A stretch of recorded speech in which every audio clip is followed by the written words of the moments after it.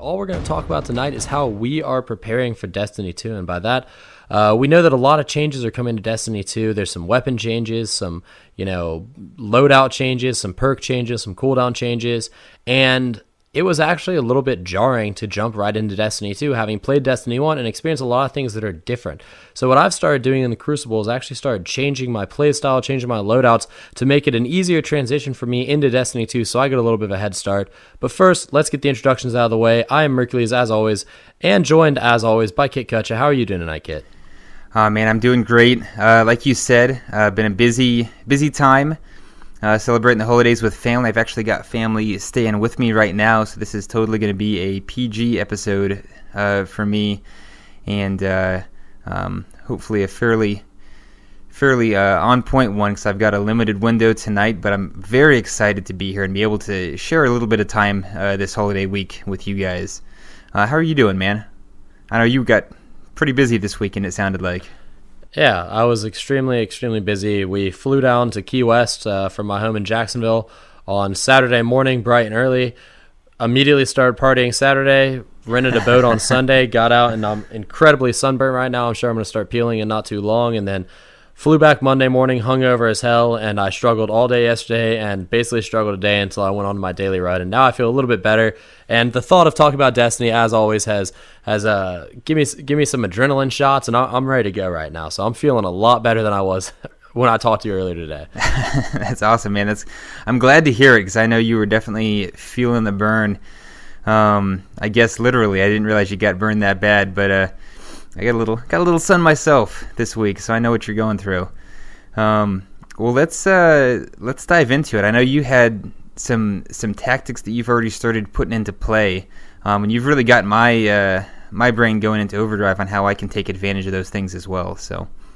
Yep. So we're gonna actually cover a few different things that I noticed in my time playing Destiny 2, specifically the PvP, that were drastic changes that I had noticed even more strongly when I came back to Destiny 1, and I realized I could do them differently in Destiny 1. So we're gonna break them into a couple of parts. There's going to be perk selections for the subclass. There's going to be weapon loadouts, and we're also going to talk a little bit about the way intellect, discipline, and strength work now, those ability cooldowns. So one of the first things I want to talk about is the way I've changed my weapon loadouts. Now, we all know that there are no longer special weapons. There are 2 primary slots, and then there's a power weapon slot. And the primaries are submachine guns, which are basically 102 ARs that do even less damage than they do now. Sidearms, which do not do nearly as much damage as they have now. Hand cannons, pulse rifles, scout rifles, auto rifles. The normal primaries plus sidearms, basically, is all that it is. And you get 2 slots for those. One of them has an element, one of them has kinetic energy. Those things, as of right now, we're not going to be focusing as heavily on. And then the power slot, you've got rocket launchers, you've got swords, you've got snipers, shotguns, fusion rifles, and it actually looks like LMGs or heavy machine guns are gone from the game. So I don't believe they're there anymore. And I believe the reason why is because they would be totally and completely broken in this system. It's pretty hard to balance an LMG, something that relies on having a lot of machine guns, by not giving it that much ammo. It either makes it useless to use or way too powerful if it has enough ammo. So moral of the story is, what I've started doing in the Crucible, what I've started working myself towards, is developing a loadout that I'm not going to have to change very much when I go into Destiny 2. And it might not be the perfect loadout. Fortunately, in this meta, it actually kind of works out to be a pretty decent loadout. But what I'm saying is, you're going to pick a normal primary weapon, pick a hand cannon, a scout rifle, pulse rifle, and auto rifle, whichever one you want, doesn't matter, because all of those archetypes that we've seen so far, at least vestiges of them, will be available in Destiny 2. And then in my secondary, I'm just using a sidearm. That's what I'm doing. I'm not using a shotgun. I'm not using a fusion rifle. I'm not using a sniper rifle. And I'm pretending that I'm just running, double primaries, basically. What will be double primaries in Destiny 2.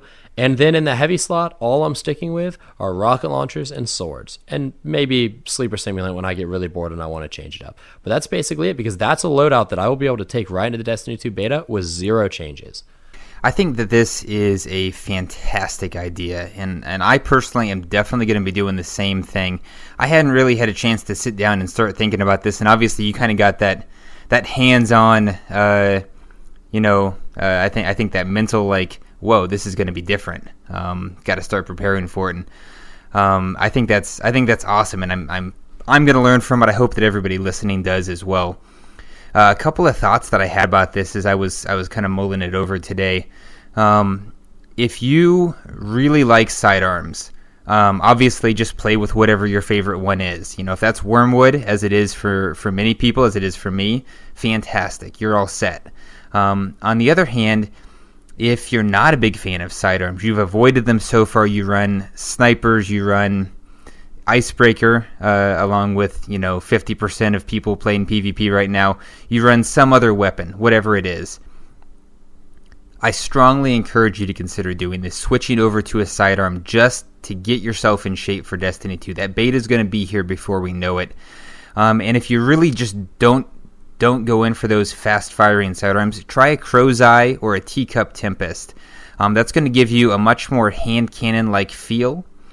I really find that when I'm running Crow's Eye, it's very easy for me to just play it like a hand cannon. Even with the special ammo limitations, as long as you're stopping to pick up a special box here and there, you're not going to run out. And if you've got a solid weapon to switch to, either a long-range weapon or a shotgun, and I guess in this instance, it would be a long-range weapon, right? You would choose a Scout or you would choose a Pulse Rifle to complement that Crow's Eye. And then you'd have your two primary setup, going to be very similar to what you do in Destiny 2. So I think that's brilliant. I'm really looking forward to jumping in and doing that. And I totally agree about the heavy. It's very likely that shotguns, snipers, and fusion rifles, which we all know are going to be in that power weapon slot, they're all going to feel really different in Destiny 2. I have no doubt that there's going to be some significant changes to the way those guns work. And it's probably not a good idea to invest too heavily because we know that ammo is going to be limited.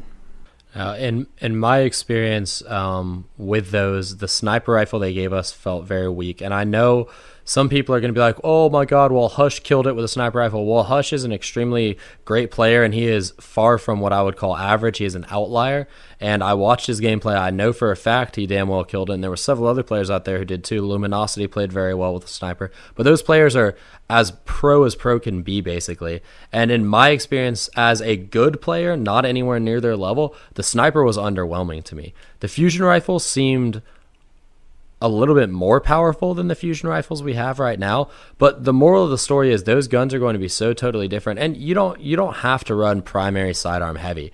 But if you actually want to start practicing and playing and trying to make it feel like Destiny 2, you're going to want to only limit yourself to using one power weapon at a time. What I mean by that is don't go with a sniper rifle and a rocket launcher and have ammo for both of them, because that's just what Destiny 1 is right now. Destiny 2 is not like that. You get one or the other. So even if you want to forego the second, primary, you don't want to use a sidearm, you want to use your normal primary, a sniper rifle, you don't have to worry about switching to a rocket launcher or switching to anything like that, then just use one at a time, but really try to focus on that, because that feeling was a kick to the gut when I switched to my secondary for the first time and didn't have a sniper rifle. Or I switched to my rocket launcher and that was all I had besides a primary. Like, it is a slightly limiting factor, but you'll find that, especially if you're playing custom games with friends and they're running the same routes you are, they're doing the same things, playing by the same limitations, you'll find that it's actually quite enjoyable. And you're fortunate at this point in time that sidearms are kind of powerful enough in the meta to where you're not actually going to be handicapping yourself. If you use any primary that you want, a sidearm and a rocket launcher or a sword, you can actually be competitive in most, if not all, game types of that loadout. So you don't have to really hurt yourself that much. And I like what Kutch said about changing up the archetypes. Even though an archetype might not be powerful right now in Destiny 1, it may feel more similarly to the archetypes do in Destiny 2. For example, mid-impact hand cannons right now are king.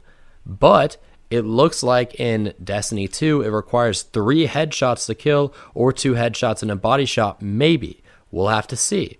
So what I might want to recommend is trying to use a low-impact hand cannon. Now, the rate of fire is going to be different, but the time to kill, the shots needed to kill, may be a little bit more similar to something you're used to. So that's something to keep in mind. I'm not saying you have to do it. I'm not saying this is going to make you a pro. I'm just saying I'm doing it because I think it's going to give me a little bit of a head start on getting used to things when I jump into Destiny 2, because I'm telling you, it was a shock to the system going into the D2 PvP and having these things be totally and completely different.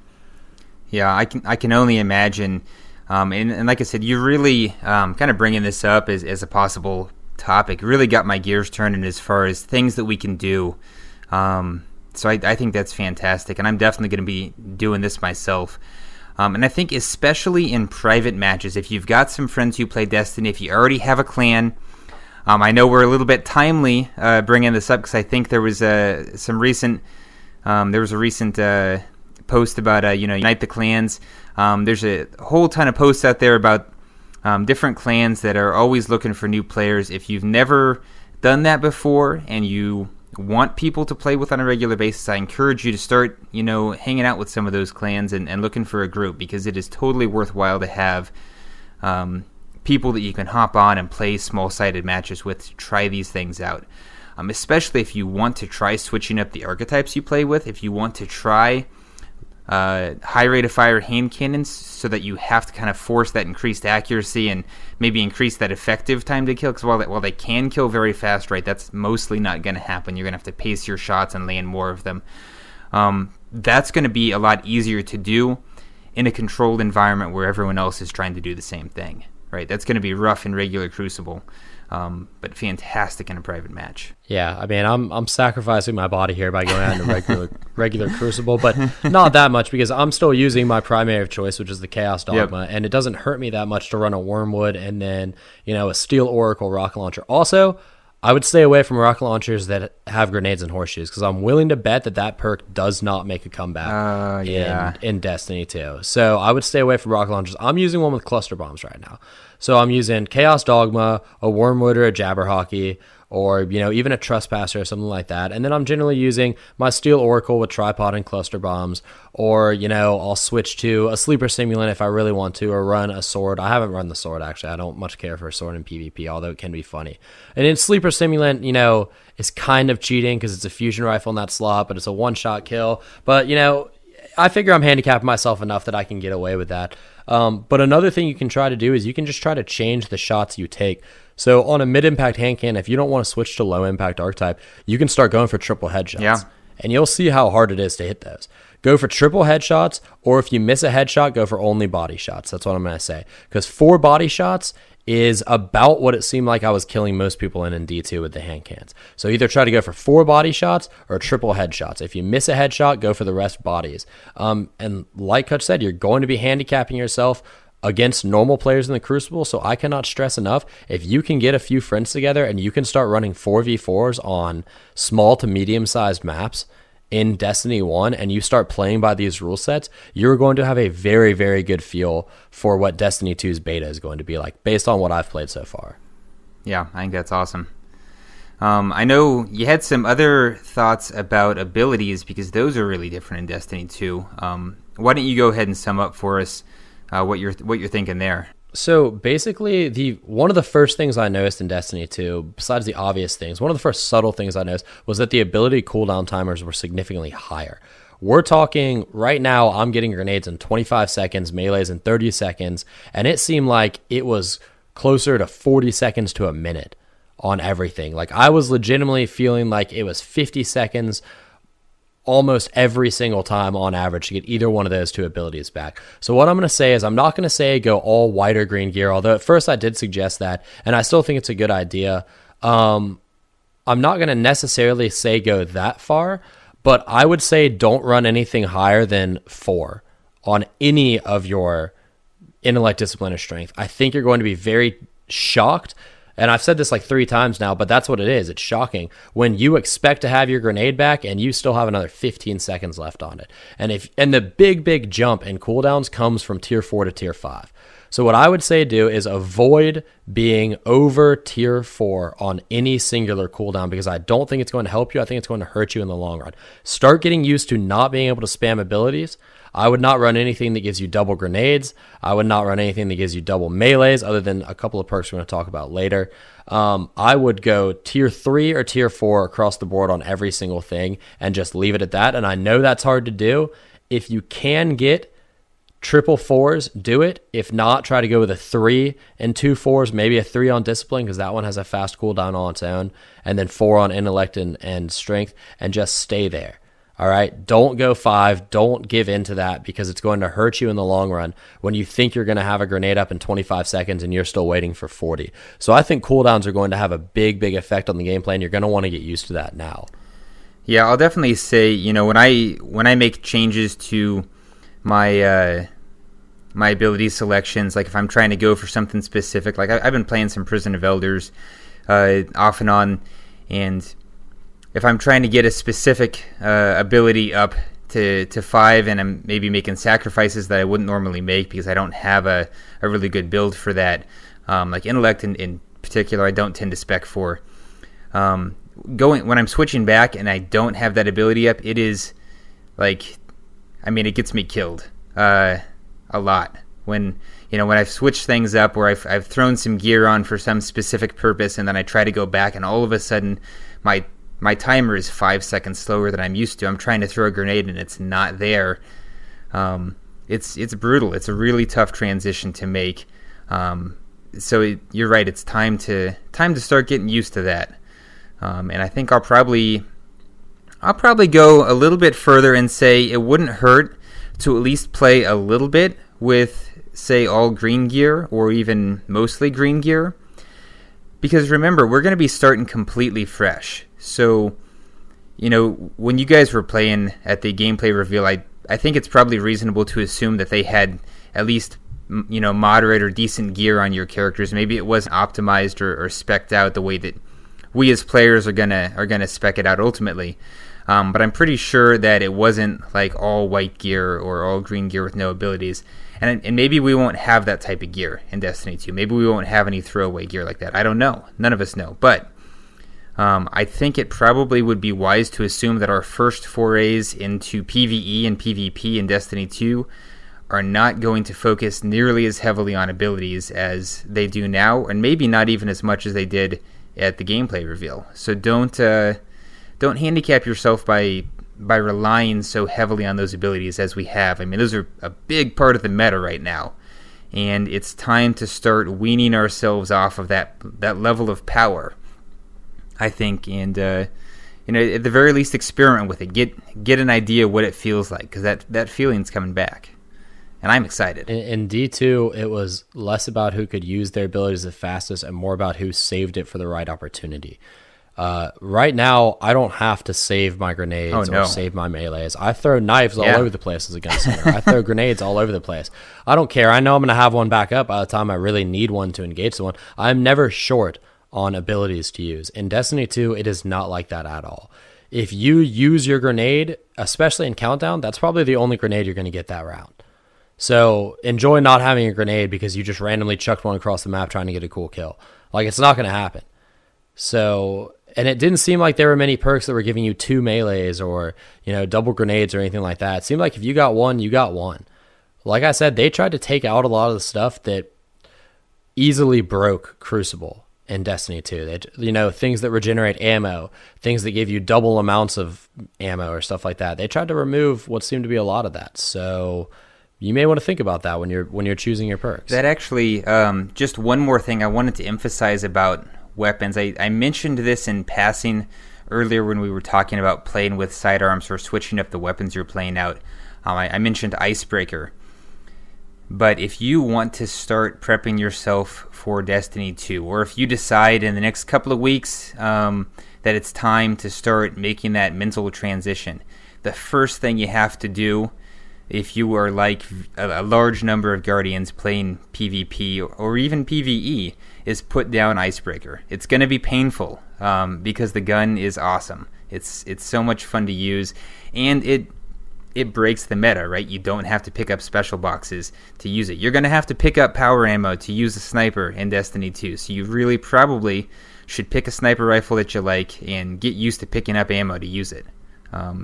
Just throw that out there, and then let's jump back away from weapons and I guess stick here on abilities. I think I had some thoughts about some abilities to avoid, but did you have any further thoughts about timers or any of that? No, not really. It's pretty basic stuff. Like I said, just avoid anything over tier 4, and you should at least be close to it. But we're only telling you these things not because they're absolute hard and fast rules, and I do want to emphasize this. It's more of just like fun suggestions. I mean, Destiny's gameplay is probably as stale as it's ever going to be at this point in time, and I'm not saying like doing this is going to make you a god when D2 comes out. It's just going to be an easier transition for you, and it's something I'm doing myself, that I'm preparing myself for PvP by playing in this manner. Because I think it's fun right now to try to make D1's gameplay as much like D2 as it can be. Now, is it as much fun when no one else in my game is doing that, and I'm getting, a bunch of Randys who are using things that will not exist in D2? No, it's not. But is it going to be fun when I hop into D2 and I'm very, very used to it my first couple of games, and everyone else is like still in, in disbelief that things have changed? Well, that'll be a little bit more fun. So it's a trade-off. I'm challenging myself right now. I'm sacrificing a little bit for myself right now, and you guys are completely free to do the same. But, if you don't have anything else to add on that, Kutch, I think we can just go straight into the subclass perk changes, because those are some huge variances from the way we look at subclass perks right now. Well, yeah, I guess I just wanted to say, I mean, you could really, kind of the way you put it is fantastic. You can think of this sort of like a perma-Destiny challenge for PvP, right? Because obviously you can't play perma-Destiny in PvP unless you are ridiculously good at this game, in which case you don't need any advice from me. You already know what you're doing far better. But I think it's a way to kind of make the game fun and try something different. And obviously, like you said, nothing we're saying here is like, oh, you're going to be terrible at Destiny 2 if you don't do this. Maybe you won't be.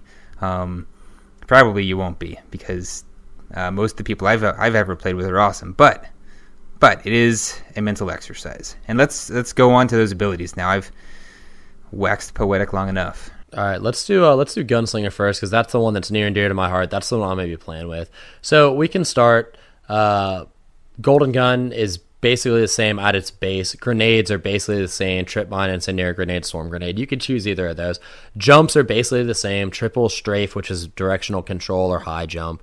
The third ability is Shade Step, but it only cools down every 15 seconds or so, which I'm honestly of the opinion it needs to cool down faster than that, because it's, in my opinion, the least useful of all of the situational perks or situational abilities that they were given. But that's a story for another time. We don't need to worry about that. Then we've got the 2-4 perk trees that you can basically choose one or the other.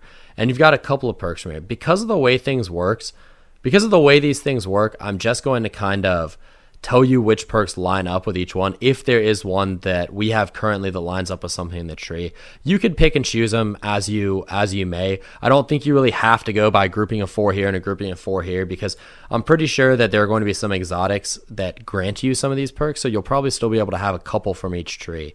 But before I even get into that, I want to say, do not try to play Night Stalker at this point in time and learn the Shade Step and everything like that, because everything else is going to be different, and we're not even sure Night Stalker is going to be coming back. And so we don't have to do this again with Warlock and Titan. We're not even sure Stormcaller and Sunbreaker are coming back, and based on the way Dawncaller looks, I would be willing to bet that Sunbreaker is not coming back. And same thing with Stormcaller, just because it seems like all the Taken King subclasses are probably gone. Just to add on to that list, I would say it looks like Defender to me is being replaced by Sentinel. I don't think, I know we saw Zavala throw up a bubble in the animation, right? But we didn't see any gameplay with any bubbles. So I have a feeling that maybe that game-breaking bubble is no longer going to be a thing in Destiny 2. Maybe, obviously maybe we'll be wrong, but I would not count on that being in the game. I would highly suggest also not. Well, Blade Dancer is a little different. Blade Dancer and Arcstrider are actually kind of similar, but we haven't seen Arcstrider yet. We don't know exactly what perks it's going to come with. We don't know what bonuses the super is going to have. So for right now, if you're going to play a Hunter, I would stick with Gunslinger, because we know what we're getting. Similarly, if you're going to play a Warlock, we don't know what's going to be coming with Voidwalker. You can play a Sunsinger if you don't abuse the self-res, basically. You're not going to have the same super, obviously, but if you play a little bit of Sunsinger one way and then you play a little bit of Sunbreaker, you can kind of mesh those two together. Obviously, Sunbreaker is going to have different jumps and Sunsinger is going to have a different super and stuff like that, but you can kind of mesh those two together just a tiny little bit. Or if you really want to be a jerk, at this point in time, you can probably play Sunsinger with fusion grenades and pretend that the fusion grenades are your flaming like swords that are being thrown down, because they've got about the same amount of aim assist, and you can throw about as many of them during your super. So if you really want to be a jerk, use Sunsinger and use fusion grenades and use a perk that gives you double fusion grenades and just really troll people. And then for Titan, probably play the Striker is what I'm going to say. Because like you said, we don't know the Defender's coming back. It looks very much like it's going to be replaced. And I'd be willing to bet it is too. But moving back to the Hunter. So we get to the Way of the Outlaw tree, which is the first tree. We've got Bombs for Bullseyes, which is precision hits generate grenade energy. That's not going to be something that we have a perk currently like that in the subclass tree. You could probably just use any, armor perk that gives you grenade energy, because precision hits you're going to be getting all the time. So we can count that off. And I noticed that it had a pretty significant effect. At least I thought it did. But when I didn't kill anyone in a round, it really did seem like it took me 50 seconds to get my grenade back. And when I did kill 2 people in a round, it felt like I was getting my grenade back in maybe like 35, 40 seconds instead. So I noticed it myself. Chain of Woe, precision kills increase weapon reload speed for you and also now for nearby allies. We do have Chain of Woe in the Hunter Gunslinger tree. It is actually in, I believe, the last slot. Its precision kills increase weapon reload speed stacks up to 3 times. So that's something you will be able to select. I would probably go with that. That's one of the ones I'm going to go with. 6-shooter. Golden Gun can be fired quickly up to 6 times. It has a shorter duration. Just use Acleophage Symbiote. Yep. Honestly, you'll get 4 shots and it'll knock a second off of it. It's not quite as bad. I think 6-shooter takes Golden Gun down to like 6 seconds and doubles the amount of shots you have, which is a really brutal change. But with Acleophage Symbiote, at least you can get 4 and knock 1 second off of it, which will kind of help you to get there. And then Explosive Knife, throw a knife at enemies that explode shortly after. So this actually does explode. Like the knife hits the ground and it detonates with the force of a small bomb. And someone actually killed me with it when they threw it and it hit the ground and it blew up. We do not have anything like this on the Gunslinger tree. So you're not going to be able to, you're not going to be able to do anything with that one. That's just not going to happen. I would just say, just go with the burning knife, so at least you're getting some damage out of it, so you can get used to aiming. I don't think you can really, like you said, you can't really do anything to simulate that on Gunslinger. That's something totally different, which in my opinion was also really awesome too. Looks awesome. So then the Unnamed tree, the second tree, we've got Line 'em Up, which is precision hits with Golden Gun, increase its damage and extend its duration. I mean, we don't really have anything like that. We don't have combustion anymore, so maybe switch off that. And we talked about the ability cooldowns. We don't want to cool them down too much. So maybe go with Deadeye or, something like Keyhole. I don't know. We don't really have anything that does that. And that's not really a PvP perk anyways. It's kind of more PvE. Like, you're not too often aiming for the head with a gun that's a one-shot kill on the toe. It's just, especially with how quickly it goes away, even at its full 12 seconds, it still feels like it goes away very quickly. So that's not really something I'm too concerned about using. Crowd Pleaser, precision hits with Golden Gun, generate orbs of life for your allies. Again, that's more of a PvE thing than it is PvP. Gunslinger's Trance, enter a trance with each precision kill, reduces the cooldown of your Golden Gun. So we do have Gunslinger's Trance, but what it does right now is it actually increases the weapon's stability. So what I would do if I were you is maybe take Gunslinger's Trance and combine that with Gunfighter, which decreases the cooldown of Golden Gun just by default by a flat 30 seconds, and then pretend like those two are one perk. Or maybe if you can't get yourself down to tier 4 in Elect, you stick with tier 5, and you just run Gunslinger's Trance, and it basically just takes away Scavenger, which is picking up ammo, reduces the cooldown of your grenade, and throwing knife is why we're switching over to that. I was just going to say, and you probably don't want to run Scavenger if you're trying to slow down your cooldowns, because that's a huge buff for Gunslingers in terms of getting cooldowns recharged. So. And then the very last one is Knife Juggler. Throw a knife at an enemy when melee energy is full, and a precision kill will basically reset it. A precision kill immediately recharges it, sorry. And we have Knife Juggler already on our melee tree, So precision kills with throwing knife immediately resets cooldown. You can just straight use that one. You know, it's better than incendiary blade because we don't really have an incendiary blade variant. Incendiary blade and explosive knife aren't really the exact same thing. And it's definitely better than circle of life, which doesn't have an equivalent in D2 and doesn't really serve much purpose, where precision kills with throwing knife reduces golden gun's cooldown. Although, that being said, in some game types, mainly PvE, that's a pretty useful perk for D1. I say we just avoid it here. So if we want a quick summary, use whatever grenade you want, use whatever jump you want. I would probably go with Golden Gun. I would probably go with Gunfighter to reduce the cooldown a little bit. And make sure not to combine that with a tier 5 intellect now, because you're going to really, be in for a little bit of an upsetting moment when you realize your Golden Gun does not cool down nearly that fast. For melee, I would go with Knife Juggler, so precision kill immediately resets its cooldown. For the armor perks and agility perks and recovery perks, those don't really matter. Those are going to be changing with armor anyways, like your actual armor pieces in D2, so pick whatever you want there. In the second to last column, I would go with Gunslinger's Trance, which is precision kills, increased weapon stability, stacks up to 3 times. You're going to see that proc, and just pretend like it's decreasing the cooldown of your Golden Gun. Pretend like you've modified it and you've merged it with Gunfighter, and those two are working together. And then in the last thing, we're going to go with Chain of Woe. Precision kills, increased weapon reload speed, stacks up to 3 times. Just pretend like you're helping out your teammates there, because you're really not, but in D2 you will be. Yeah, that sounds great, man. I think you did an awesome job breaking that down for us.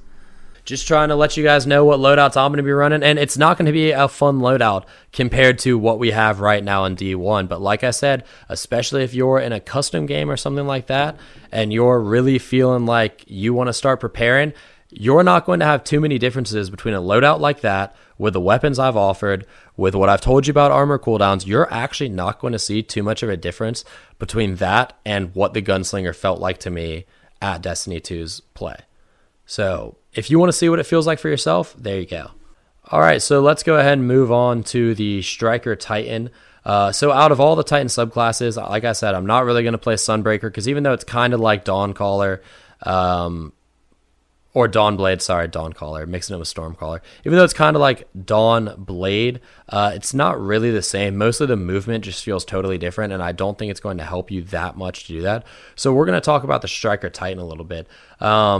Fist of Havoc is totally different. You're not going to be able to get around that at all. Just point blank, you can't do it. You're allowed to smash multiple times, but it's a much smaller smash. You're allowed to also basically shoulder charge, or as they call it, smash shoulder, while you're in Fist of Havoc, which has now like an increased duration. That's just, it's not going to be able to happen. You can't replicate that in D1, so you're just going to have to pretend, use your imaginations. Grenades, all the same. Lightning grenades now take time to charge, which I think is an awesome change, but use whatever you want. Jumps, the jumps are the same in the terms of their names only. You no longer can use increased control to Titan Skate, so I would suggest maybe switching to something like Catapult or Increased Height, just so you aren't tempted to Titan Skate, because you're not going to be able to do it. The Towering Barricade, again, you're not going to be able to do it in Destiny, but maybe start trying to take use of that cover mechanic, which is offered for you guys, because the Rally Barricade is actually fantastic for firing from behind cover. So I would say start trying to use cover a little bit more as a Titan. Now we're coming to Code of Juggernaut Tree. Knockout, breaking enemy shields increases your melee range. You're not going to see something like that in Destiny 1. It's, and we could use it. We could definitely use it, because increasing the melee range of a Titan would be something fantastic, but you're just not going to get it in Destiny 1. Reversal, melee kills immediately trigger health regeneration. You can basically use Transfusion to get this exact same effect. It triggers on shoulder charge or storm fist kills. It is in the second to last column, so Transfusion will work for Reversal. Frontal Assault, a powerful melee punch that grants you increased weapon stability. You don't really have anything like that you just don't really have anything like that in the subclass perks. There are a couple of, correct me if I'm wrong, but there are a couple of weird, maybe exotic perks where melees grant increased stability, or is that not the case? No, it's melees grant increased reload speed, and that's War Machine, yes. And that's on the Defender, so that doesn't matter anyway, so scratch that. You cannot use Frontal Assault. And then Trample, Fist of Havoc lasts longer than Sprinting. Killing enemies when Fist of Havoc extends the duration. So basically 3 out of those 4 you're not going to be able to use in Destiny 1. The only one is Reversal, and that's going to be Transfusion. Then we get to the unnamed tree, shoulder charge. After sprinting for a short duration, press R1 to slam shoulder. So obviously we're going to want to run with shoulder charge in that last column, and you're going to be giving up Juggernaut or Unstoppable, but it didn't look like either of those were options anyways. So I would definitely go with shoulder charge in the last column. Aftermath, Field of Havoc disorients enemies and leaves a damage dealing field in its wake. That is something that you can use on your super perk tree. So I would definitely go with Aftermath. Right now it doesn't disorient enemies, it just leaves damage dealing in its wake, but that's fine, we'll call it close enough. It says Magnitude increases duration of pulse lightning grenades and Aftermath. Now, if you want to use that, you're basically either going to have to pick between Transfusion or Aftershocks, and I would probably go with Aftershocks just because it looks like if you're going to want to run with Shoulder Charge and Aftermath and Aftershocks, those are all in the same tree, right? So you get those three to begin with on your own. So if you have two of those, you're probably not going to get Reversal anyways. So I would pick Aftershocks, which is in the same column as Transfusion instead of that. And then Aerial Strike, Fist of Havoc deals more damage the longer it's in the air. We don't have anything like that at all. Death from Above, you can aim stuff while it's in the air, but it's not really the same effect, or at least we didn't get to see it play, but I don't think it's the same like animation style. So I'd probably just stick with Aftermath. So to summarize Striker again, any grenade you want, keep in mind lightning grenades now take time to charge. They don't arm immediately. Jumps, don't use increased control just because you're going to be tempted to Titan Skate and you cannot Titan Skate. I would go with Catapult. For your super, I would go with Aftermath, which leaves the damage dealing field in its wake. For Stormfist, I don't really think there's anything there that's like a deal breaker. Maybe use Amplify or Overload because there definitely wasn't anything that Stormfist dealt area of effect damage around it. So Overload reduces the Stormfist cooldown and hits with Stormfist have a chance to immediately reset its cooldown. And then Amplify kills the Stormfist, significantly reduces the cooldown Fist of Havoc. I'd probably run Amplify and then try to run a low intellect build, honestly, is what I would do. Again, armor and recovery don't matter. In the third to last column, you've got choices of Aftershock or Transfusion. Both of those are represented. I would probably use Aftershocks. And then in the last column, I would use Shoulder Charge. You got anything to add about that one, Kit? I didn't really have anything to throw in there. I guess I would just say I'm psyched to be experimenting with Striker. One rule that I was considering holding myself to just to see what it feels like is waiting to use my shoulder charge until I get that super, so I can try to get kind of a feel of playing with a multi-slam Striker and see what that feels like. But again, that's something that is probably going to be easier to do in a private match than it is in the regular Crucible, where shoulder charge is occasionally a fairly risky proposition. So we'll see. But that's just something I'm thinking about trying there. Let's just go ahead and move on to Dawnblade then. So Dawnblade obviously has the new super. You're not going to be able to get anything close to like this on the Sunsinger. It's just not going to happen because the super is basically a passive super. It's not like the Sunbreaker, but at the same time, you can kind of make it like the Sunbreaker. Now, those Dawnblade, when the blades are thrown, they actually are one-hit kills, and they have an area of effect damage too. And they have quite a decent amount of aim assist on them too. I found it very, very easy. So for grenades, even though I was using arc bolt grenades, even though I was using firebolt grenades, because I thought they were probably the decent ones, fusion grenades don't one-shot kill anymore in Destiny 2 when they stick to you. They now do. You have to have done damage to them before them for them to one-shot kill. And solar grenades, I just didn't think they were tremendously powerful because we lack the ability now to ignite enemies from your grenades. So I thought solar grenades were just too easy to run away from, basically. So what I would actually do here is I would actually use firebolt grenades unless you got a trade-off to make here, basically. If you want to just pretend like you don't have a super and you want to run around, use firebolt grenades and just basically ignore your super. And, practice playing the neutral game of the Sunsinger Warlock itself, because it'll be very similar to the neutral game of the Dawnblade Warlock. If you want to practice using the super, I would maybe switch to fusion grenades and pretend like you're throwing fusion grenades as your blades themselves and try to stick people, because you're going to have to get about as close to them as you can. It's going to last about the same, and you're probably going to be able to throw about as many grenades during that super if you use an exotic that speeds up the cooldown during your super, or use an exotic that gives you double fusion grenades. That's definitely one way to go about it. Now, my idea here, and correct me if I'm wrong, but I believe the Dawnblade has an ability. I think it's got. Was it Angel of Light that it had, or did it have an ability similar to Twilight Garrison where it was dodging to the side in midair? It actually has both. Okay. So Angel of Light is one of the perks, subclass perks you can choose. Right. And then the Twilight Garrison dodge in the air is you actually have two options. We'll talk about those in a minute. But yes, it does have something very similar to that. So my suggestion here, if you really are psyched about that Dawnblade, if that's the thing that you want to try first, play Sunbreaker now. Because it really looks like what they've done is they've taken the Sunbreaker concept and they've ported it into the Warlock, build, essentially. And essentially made a Warlock version of the Sunbreaker. And so you can play with Twilight Garrison, or you can play with the Titan exotic that gives you Angel of Light that I'm now forgetting the name of. Empyrean Bellicose. There we go. Thank you. You're welcome. So you can do those things and kind of get that. Is that right? Yeah, that's right. You can get that similar feel to the Dawnblade. Obviously, the movement's going to be a little bit different, but like you already mentioned before, Titan skating is not a thing. So you should not be choosing a jump that's going to really enable that Titan skate, because you don't want to continue to rely on it. Right? It's not going to be the powerhouse movement that it is. So start playing as if you had the floof on your Sunbreaker, and I think you'll have the right idea. Yeah, and we can go right about that right now. So if you want to play as a Sunbreaker and you want to try to pretend to be a Dawnblade, run fusion grenades. That shouldn't be that hard for most of you. Like you said, run maybe increased height or catapult, because you're really not going to be able to use that Titan skate, and you don't even want to be close to, trying to abuse that.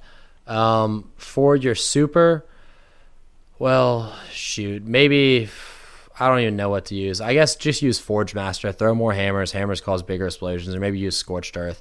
It's not a particularly big deal. For Sunstrike, you're going to probably want to use Melting Point, which burns away your target's defenses, and while burning, your targets are weakened to both you and your allies, mostly just for that increased amount of burn damage they do, because, Dawnblade does actually have a powerful melee that ignites enemies and then causes them to explode. Sunstrike, there's nothing really like that. Thermal Vent, there's nothing really like that, where it releases a solar explosion on hit and then creates a sunspot. That's not a thing that Dawnblade has. And then the one Stoke the Forge. I don't know why I said it. Stoke the Forge. Reduce the Sunstrike cooldown. Yeah, getting a killing blow with Sunstrike recharges it immediately. That's also not really something that they have either. Shoot, I'm trying to think. And then in the third thing, we've got Flame Seeker. The Hammer of Soul will alter its flight path to seek out your enemies. Maybe enemies felled by your hammer explode, chaining fiery solar damage to others. You can't really, although I would personally use Explosive Power, you can't really take advantage of that, because the Dawnblade's things did not cause that. They did not cause enemies to chain explosions to each other. Right. And then enemies felled by your fire grant your bonus agility and reload speed stacks up to 3 times. I would probably do that, honestly, because Fleet Fire, there's actually a perk for Dawnblade that it's a melee ability that damages enemies while increasing your movement and reload speed. So I would kind of use Fleet Fire. Similar concept, at least, yeah. And then the last column, you've got Simmering Flames, which super energy is full, grenade, melee recharge twice as fast. I would not use that. Definitely you do not have not. something like that. You've got Cauterize, enemies brought down by your fire, regenerate your health, and then you've got Firekeeper. None of those are really... none of those are really things you can use. Maybe just use Simmering Flames and then just spam your super every single time you get it up. Because while standing in a sunspot, you gain an overshield. That's not something. And enemies brought down by your flames, regenerate your health. That's not something. So I guess just use Simmering Flames and then, go really low on your discipline and strength, or definitely abuse your super, get it up every time. So again, Fusion Grenade, either Catapult or Increased Height. We're going to go with Forge Master We're going to go with Melting Point. We're going to go with Flame Seeker. And then we're going to go with Simmering Flames. And again, it's not going to be super tremendous. Like, it's not going to be exactly like Dawnblade, but if you mix it with either Empyrean Bellicose or Twilight Garrison, you might get something kind of close to it. Yeah, and I would even say you could go with Firekeeper because you don't see a lot of Sunspot use in the Crucible in general, so you're unlikely to get any benefit from that, especially if you yourself are not making Sunspots. So that you could essentially treat it as a dead perk, which is always unfortunate, right? But if we're trying to simulate it, then at the very least, you're not giving yourself a powerful ability that you otherwise wouldn't have. And you're also going to avoid any chance of ability spam, which is, I think, a big thing to avoid. Yeah, absolutely. So, but you can see where we're kind of going here. The Dawnblade is this weird halfway, mixing fusion of Sunbreaker and Sunsinger. Yeah. You can really see that because like one way or the other, you're only going to end up like half and half, basically. You're going to end up being able to play the neutral game of the Sunsinger on the Sunsinger or having to play the super game of the Dawnblade, on the Sunbreaker. Yeah. That's just the way it's going to work. But yeah, I mean, back to the actual Sunsinger itself, I would probably run Fusion Grenades, use whatever jump you want. Remember, you can't Warlock Surf anymore, just like with the Titan, so don't even try to do it. Maybe use Balance Glide for that. I'm pretty sure that prevents you from being able to come even close to Warlock Surfing. For the super, do not use Fireborn. Do not do it. You cannot self-res in Destiny 2. Don't even try to. I would probably just, you can use Radiant Skin because you do get an armor boost when you go into Dawnblade, so you can use Radiant Skin to do that. That's probably what I would choose, would be Radiant Skin. That was my thought as well, definitely. Yeah, and then, so moving on, Attunement of the Sky is the first perk tree that we can go to. You got Igniting Touch. It's a powerful melee that ignites enemies and causes them to explode. For us, probably Brimstone is what we're going to use because killing enemies with Scorch causes them to explode. So I'd probably select that. Again, armor, agility, recovery, those things are not mattering. Risen Angel, while in the air, aim your weapon to hover in place for a short time. Dealing precision damage extends this effect. That is actually something we can do on the Sunsinger itself. That would be Angel of Light. It's in the last slot, which is not super useful in Destiny 1. You tend to get picked off a lot. In Destiny 2, I actually found it was pretty useful. It's pretty nice to be able to do. Maybe because there's not as much special weapon ammo running around. I didn't think I was going to get sniped out of the air, which was good. So Risen Angel becomes Angel of Light.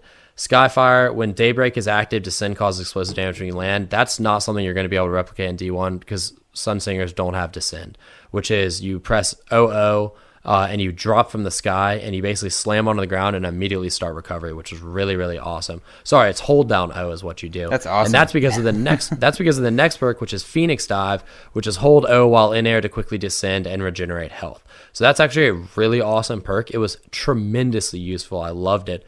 But wait till we get into the next perk tree because then you get some crazy stuff. So we got Firestarter, a powerful melee ability that damages enemies while also increasing your movement and reload speed. There's not really anything like that you can use. So just forget about that one. Wildfire, engage your enemies mid-flight. Fire weapons and throw grenades while gliding. Basically, it's very similar to Angel of Light, except for instead of freezing you in place in midair, you just continue your glide without dropping to the ground when you are firing and throwing grenades. So it allows you a little bit more mobility, but you're still accurate in air. I think that might be pretty cool, but I just stick with Angel of Light for now. And then Blazing Dash, press OO while midair to dodge. That is basically the Twilight Garrison that you were talking about for the Sunsinger, which is pretty awesome. But we don't have anything like that, so you can't use it. And then Everlasting Flames, killing enemy with Daybreak extends its duration. Again, just ignore that. So again, what we talked about wanting to do, you're going to want to run probably Fusion Grenades, an exotic that either decreases their cooldown or gives you 2 of them. One of the jumps that does not allow you to Warlock Surf, I suggest Balance Glide. You're going to want to run Radiant Skin for the super, Brimstone for the melee.